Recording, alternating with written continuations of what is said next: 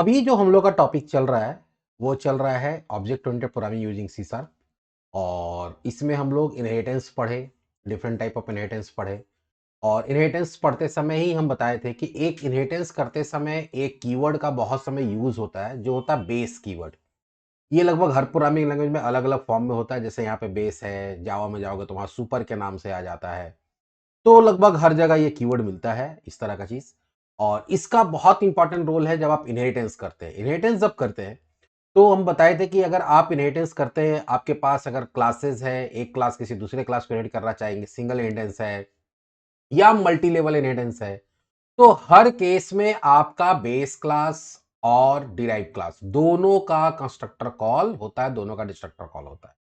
अब कंस्ट्रक्टर जब कॉल होता है तो अगर हम लोग डिराइव क्लास को ऑब्जेक्ट बना रहे हैं तो बेस क्लास का भी कंस्ट्रक्टर कॉल होगा। रीजन हम बताए थे कि अगर आप डिराइव क्लास बना रहे हैं या आप बेस क्लास बना रहे हैं तो दोनों के पास अपना मेंबर होगा, दोनों का मेंबर ऑब्जेक्ट बनते समय इनिशियलाइज होगा, तो दोनों के पास कंस्ट्रक्टर होगा। उसमें कोई बहुत बड़ा इशू नहीं है।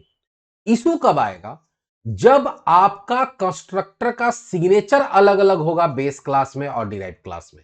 जैसे मान लो कि तुम्हारा बेस क्लास है वो कंस्ट्रक्टर विद पैरामीटर है, डिराइव क्लास है वो विदाउट कंस्ट्रक्टर विदाउट पैरामीटर है, या फिर पैरामीटर है भी तो बेस क्लास में एक पैरामीटर है, डिराइव क्लास में दो पैरामीटर है। तो जब कंस्ट्रक्टर का सिग्नेचर मिसमैच होगा, मतलब type of parameter, number of parameter, sequence of parameter अलग अलग होगा, तब वहां पे आप जब डिराइव क्लास का ऑब्जेक्ट बनाएंगे तो बेस क्लास का कंस्ट्रक्टर कॉल नहीं होगा और वहां एरर आएगा। इस चीज को पहले हम प्रूफ करके दिखाते हैं और उसके बाद फिर इसका सॉल्यूशन हम लोग बेस कीवर्ड से कैसे करते हैं वो बताते हैं। तो बेस कीवर्ड का बहुत सारा यूज है। ज्यादातर बेस कीवर्ड का यूज हम पहले बताया कि इनहेरिटेंस के केस में होता है। The base keyword is used in inheritance to access member of the parent. Parent या बेस क्लास के मेंबर को एक्सेस करने के लिए चाइल्ड क्लास से हम लोग इसका यूज करते हैं। जैसे अगर आपका बेस क्लास के कंस्ट्रक्टर को कॉल करना है एक्सप्लिसिटली तो वहां पे यूज कर सकते हैं, या अगर सिग्नेचर मैच नहीं कर रहा वहां पे। प्लस कभी कभी आगे जाके भी एक टॉपिक हम नहीं पढ़ा है, आगे जाके पढ़ाएंगे, मेथड ओवरराइडिंग। जिस नेम और जिस सिग्नेचर से बेस क्लास के अंदर मेथड होता है उसी नेम और उसी सिग्नेचर से अगर डिराइव क्लास के अंदर भी मेथड हो जाता है तो उसको बोलते हैं मेथड ओवरराइडिंग। तो इसमें होता है क्या है कि जो बेस क्लास का मेथड है वो डिराइव क्लास में रेट नहीं होता, क्योंकि सेम सिग्नेचर सेम नेम से नीचे भी है। तो जब हम लोग डिराइव क्लास का ऑब्जेक्ट बना के कॉल कराएंगे तो डिराइव वाला कॉल होगा ना कि बेस वाला होगा। लेकिन इन केस बेस क्लास में रहते हुए, सॉरी डिराइव क्लास में रहते हुए डिराइव क्लास के मेथड से बेस क्लास का सेम मेथड को कॉल कराना है, तो वहां पे फिर आप बेस कीवर्ड का यूज करो। दोनों सिचुएशन हम प्रोग्राम से समझा देंगे अगर कोई दिक्कत है तो पहले तो हम लोग देखते हैं कंस्ट्रक्टर वाला प्रॉब्लम को रिजॉल्व करते हैं यूजिंग बेस कीवर्ड। तो चलो शुरू करते हैं। एक प्रोग्राम बनाते हैं हम लोग पहले और समझने की कोशिश करते हैं कि कंस्ट्रक्टर में क्या प्रॉब्लम आ सकता है। तो यहां देते हैं यूजिंग सिस्टम पब्लिक क्लास, मान लो क्लास ए, इसके पास है आइडेंटिटी एक्स और एक कंस्ट्रक्टर है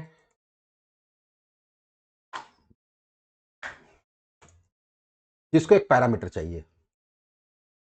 और ये क्या करेगा, this dot x equals to x. तो दिस डॉट एक्स का मतलब क्या हो गया, दिस यहां रिप्रेजेंट कर रहा है इस एक्स को और ये एक्स रिप्रेजेंट करेगा इस एक्स को। चलो एक और क्लास बनाते हैं, पब्लिक क्लास बी, और ये इनहेरिट कर रहा है सपोज तुम्हारा ए को।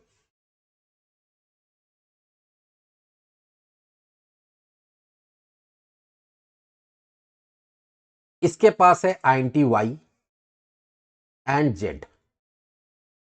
इसके पास भी अपना कंस्ट्रक्टर है बी का जो दो पैरामीटर लेके आएगा, identity y and identity Z.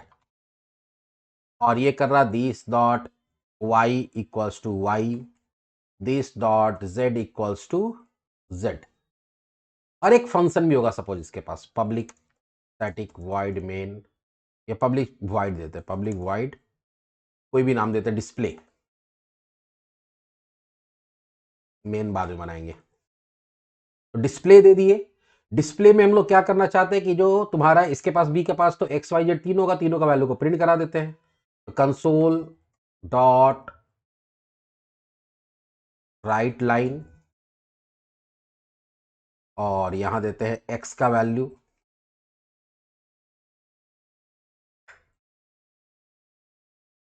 Y and z, y and, यहां वाई हो जाएगा और यहां पे जेड हो जाएगा। अब एक एडिशनल क्लास बनाते हैं जहां पे इसको यूज करेंगे, पब्लिक क्लास यूज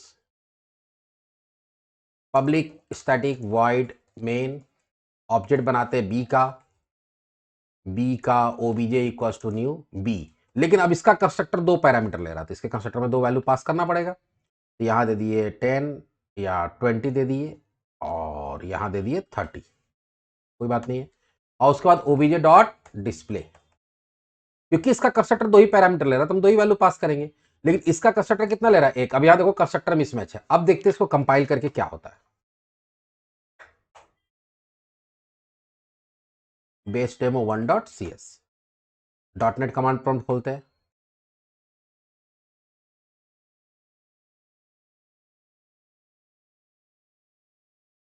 अच्छा, एक स्टूडेंट अभी हमसे कमेंट में कल परसों पूछ रहा था कि सर हम लोग विजुअल स्टूडियो में भी रन करा सकते हैं क्या? एकदम रन करा सकते हो। तो अगला प्रोग्राम हम विजुअल स्टूडियो में रन करा के दिखाएंगे, कैसे कंसोल एप्लीकेशन बनाते हैं, कैसे वहां पे रन कराते हैं।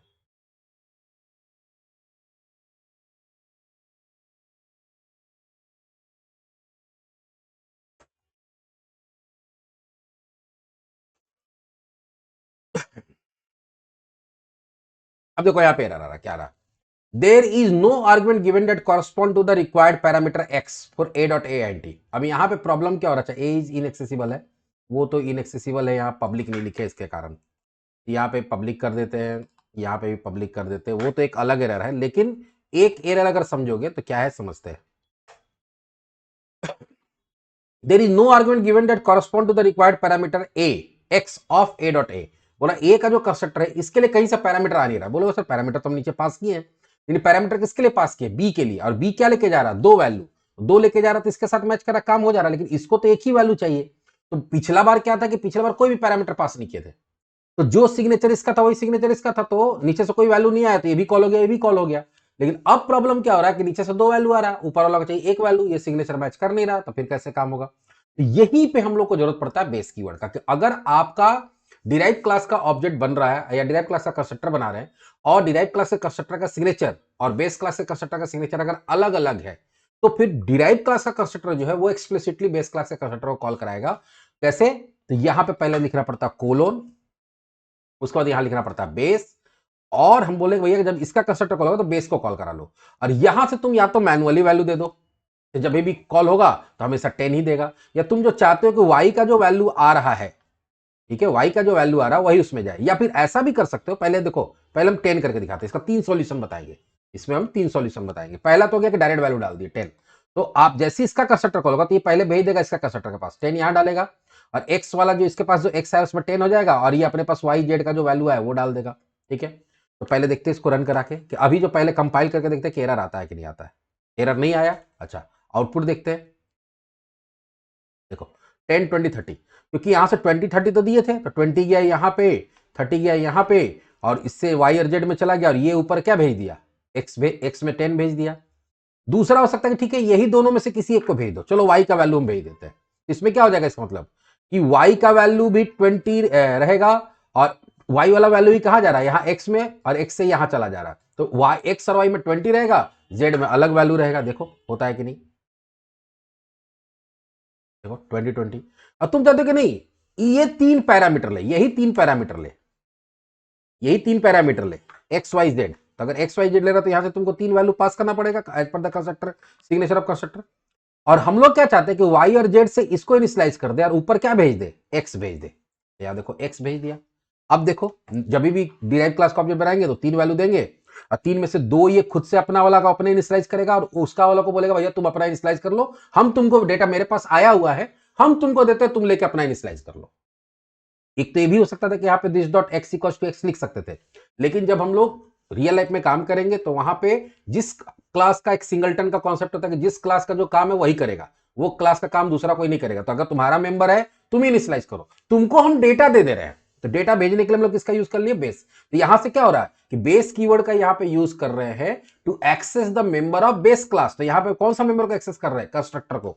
आप बेस क्लास से कंस्ट्रक्टर को यहां से क्या कर रहे हैं? कॉल कर रहे हैं। तो ये जो डिराइव क्लास बेस क्लास में जो कंफ्यूजन होता है उसी को दूर करने के लिए यहां पे बेस क्लास यूज करते हैं। तो अभी कंस्ट्रक्टर में यूज करके दिखाए, इसी चीज को फंक्शन में भी यूज कर सकते हैं पहले। लेकिन इसका आउटपुट देख लो जो हम लोग चाह रहे, हो रहा है कि नहीं हो रहा है। देखो 10 20 30 आया। एक तो बेस कीवर्ड का यूज हुआ to access the constructor of the base class. दूसरा होता है मेथड ओवरराइडिंग में। अब मेथड ओवरराइडिंग क्या होता है चलो उसको समझाते हैं। मेथड ओवरराइडिंग एक कॉन्सेप्ट है मेथड ओवरराइडिंग किसको बोलते हैं? Method overriding in a C sharp means defining a method in a sub class that already exist in the super class with the same name, return type and the parameter. Simple सा बात है, अगर कोई method या function base class में बना हुआ है, उसका जो रिटर्न टाइप है, उसका जो नेम है, और उसके अंदर जो पैरामीटर्स है या सिग्नेचर ऑफ पैरामीटर जिसको बोलते हैं, type of parameter, number of parameter, sequence of parameter, same to same अगर डिराइव क्लास में भी फंक्शन हम लोग बना देते हैं, उसी प्रोसेस को क्या बोलते हैं? Method overriding. ओवरलोडिंग अलग चीज होता है जो आगे हम लोग पढ़ेंगे, ओवरराइडिंग अलग चीज होता है। बहुत स्टूडेंट ओवरलोडिंग ओवरराइडिंग में कंफ्यूज हो जाता है। ओवरलोडिंग अलग चीज, जैसे कंस्ट्रक्टर ओवरलोडिंग पढ़े थे, मेथड ओवरलोडिंग हम लोग सब पढ़ लिए पीछे, आप पढ़े। तो उसमें क्या था कि आप एक से ज्यादा मेथड अगर आप अपने क्लास के अंदर विद डिफरेंट सिग्नेचर बनाते हैं तो मेथड ओवरलोडिंग बोलते हैं। एक से ज्यादा कंस्ट्रक्टर अगर आप अपने क्लास के अंदर विद डिफरेंट सिग्नेचर बनाते हैं तो उसको हम लोग क्या बोलते हैं? उसको हम लोग बोलते हैं कंस्ट्रक्टर ओवरलोडिंग। लेकिन ओवरराइडिंग अलग चीज। ओवरराइडिंग इनहेरिटेंस में होता है कि जिस नेम और जिस सिग्नेचर से आप बेस क्लास में मेथड बनाए हुए हैं, उसी नेम और उसी सिग्नेचर से अगर आप डिराइव क्लास में कंस्ट्रक्टर बनाते हैं तो उस प्रोसेस को क्या बोला जाता है? मेथड ओवरराइडिंग बोला जाता है, उसको ओवरलोडिंग नहीं बोला जाता है। अब इसमें होता क्या है कि जैसे अगर मान लो कोई ऊपर मेथड बनाए, हम नीचे कोई क्लास डिराइव क्लास बनाए, तो ऊपर वाला मेथड इनहेरिट हो जाता है डिराइव क्लास में। लेकिन अगर मेथड ओवरराइड किया हुआ सेम सिग्नेचर से मेथड है तो ऊपर वाला ऊपर रहेगा, नीचे वाला नीचे रहेगा, ऊपर वाला नीचे नहीं आएगा। ठीक है, जैसे अभी हम दिखाते हैं तुम लोग को।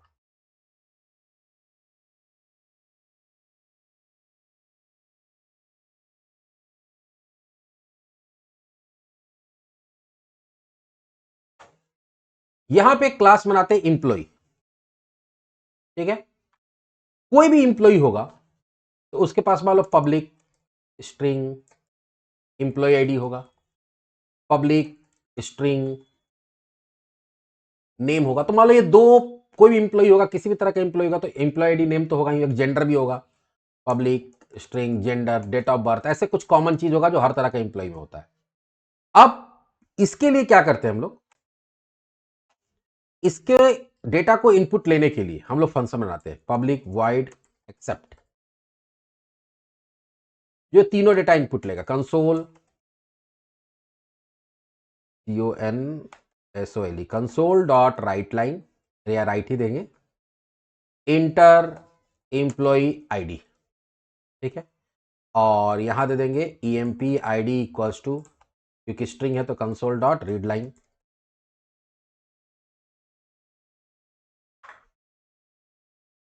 एम्प्लॉय नेम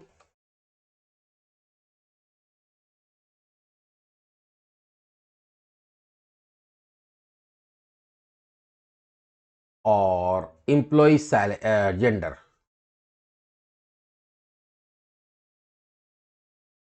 तो वहां पे जेंडर नेम से वेरिएबल है, जेंडर ले रही है। ये तीनों को प्रिंट करने के लिए एक मेथड बना लेते हैं, पब्लिक स्टैटिक, या स्टैटिक क्यों देंगे, या सीधा वॉइड देते हैं, और डिस्प्ले, और यहां हो जाएगा console dot write line employee ID plus, और यहां दे देंगे EMP ID।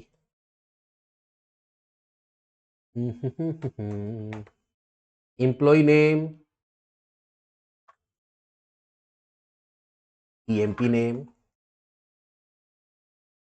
और जेंडर। ये मेरा कॉमन क्लास बना।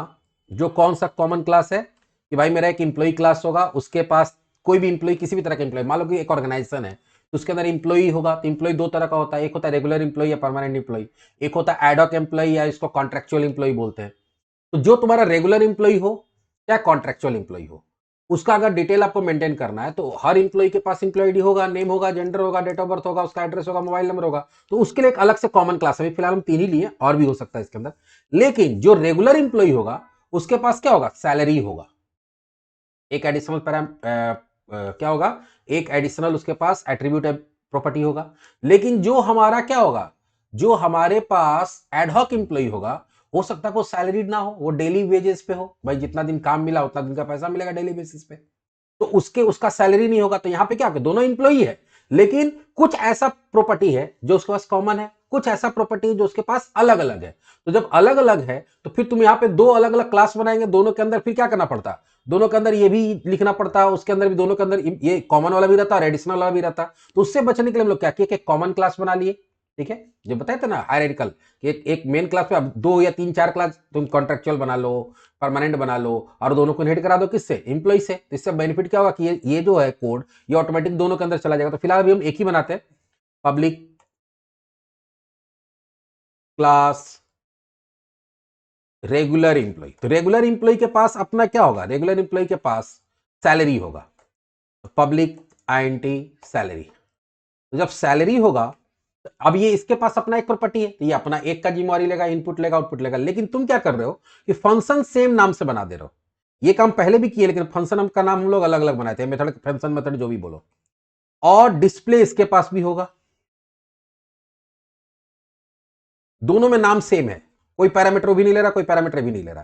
तो जब नेम सेम हो जाता है, रिटर्न टाइप सेम हो जाता है, पैरामीटर सेम हो जाता है, तो इसी प्रोसेस को क्या बोलते हैं, मेथड ओवरराइडिंग बोलते हैं। जिस सिग्नेचर, जिस नाम से बेस क्लास में मेथड है, उसी नेम उसी सिग्नेचर जब डिराइव क्लास में बनाते हैं, इसी को मेथड ओवरराइडिंग बोलते हैं। अब ये सैलरी इनपुट लेगा, उसके पास एक ही चीज है, इंप्लॉई सैलरी, और यहां हो जाएगा कन्वर्ट डॉट टू INT32, और यहां पे हम लोग इसको पास कर देते हैं और यहां पे दे देंगे सैलरी। ओके, यहां आते हैं इंप्लॉई सैलरी, और यहां सैलरी प्रिंट हो जाएगा। और ये इनहेरिट कर रहा है किसको, अभी तक ओवरराइडिंग नहीं हुआ, ओवरराइडिंग कब होगा, जब हम लोग इनहेरिट करेंगे तब।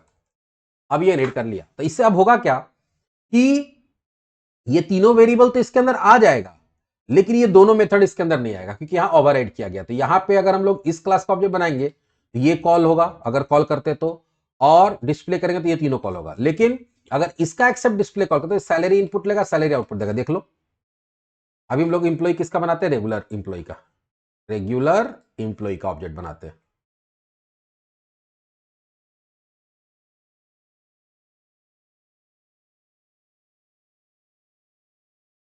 और RE डॉट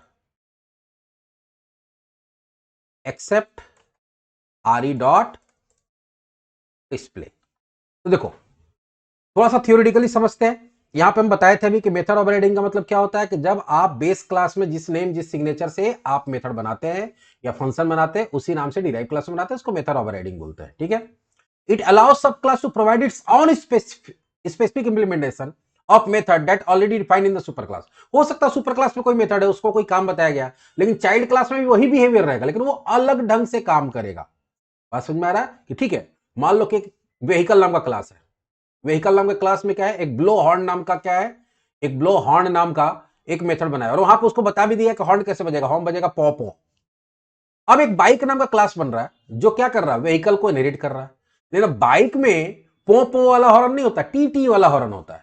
तो अगर ब्लो हॉर्न अगर बाइक में नहीं बनाओगे तो ऊपर वाला आ जाएगा, और ऊपर वाला आ जाएगा और उस बाइक में तुम बड़ा हॉर्न लगा के निकल जाओगे, ट्रैफिक वाला तुमको चालान कर देगा। तो इसके लिए क्या करना पड़ेगा कि नहीं, तुम वो हॉर्न को चेंज कर लोगे, हॉर्न रहेगा, हॉर्न बजेगा भी, लेकिन अलग ढंग से बजेगा। जब बेस क्लास में कोई बिहेवियर डिफाइन, उसको काम बताया गया है, और तुम चाइल्ड क्लास में भी चाहते हो वही बिहेवियर है, लेकिन काम अलग करे, तो वहां पर हम लोग किसका यूज करते हैं, मेथड ओवरराइडिंग का। रूल्स क्या है मेथड ओवरराइडिंग का, तो method must have the same name as of the parent class, ठीक है। एक मिनट, ये थोड़ा सा गलत हो गया है, हाँ ठीक है, नहीं सही है। तो मेथड का वही नाम रहेगा जो पेरेंट क्लास में मेथड का नाम है। Method must have the same parameter list, method का पैरामीटर लिस्ट भी वही होगा। अगर पैरामीटर ऊपर में नहीं ले रहा तो नीचे वाला भी नहीं लेगा, ऊपर एक ले रहा तो नीचे भी एक लेगा, वही डेटा टाइप का लेगा जो नीचे में है। द रिटर्न टाइप मस्ट भी सेम, ऊपर में अगर वॉइड है तो नीचे भी वॉइड, ऊपर आईएनटी तो नीचे भी INT. Access modifier can be same और मोर विजिबल। ये ध्यान रखना होगा कि एक्सेस स्पेसिफायर जो पब्लिक प्राइवेट होता है, जो अभी आगे के चैप्टर में लोग पढ़ने वाले हैं, वहां पे बोला गया है कि अगर मान ली कि पहला प्राइवेट है तो दूसरा पब्लिक या प्रोटेक्टेड हो सकता है, ठीक है। अगर दूसरा प्रोटेक्टेड है तो प्राइवेट, मतलब जो पुराना वाला है, बेस वाला, उससे ज्यादा ओपन होना चाहिए। Only inherited method can be overrided, वही मेथड को आप ओवरराइड कर सकते हैं जो इनहेरिटेंस में आ रहा है। जैसे ऊपर बेस क्लास में जो है उसी को ओवरराइड कर सकते हैं, जो बेस क्लास में उसको ओवरराइड होगा ही नहीं। तुम अपना कोई नया मेथड, दूसरा कोई मेथड बना दोगे तो नॉर्मल मेथड हो जाएगा।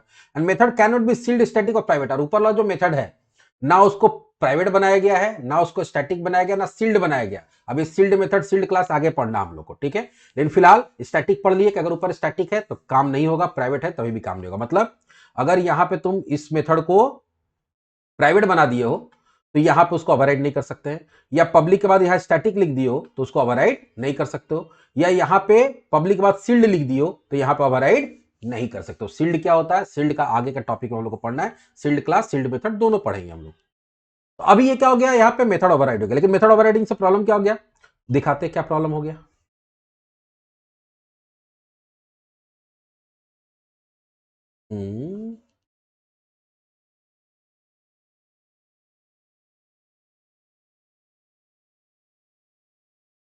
Public void accept public void display, ठीक तो है। वार्निंग, अच्छा इसे वार्निंग है, यहां पे आ रहा है EMP name does not exist.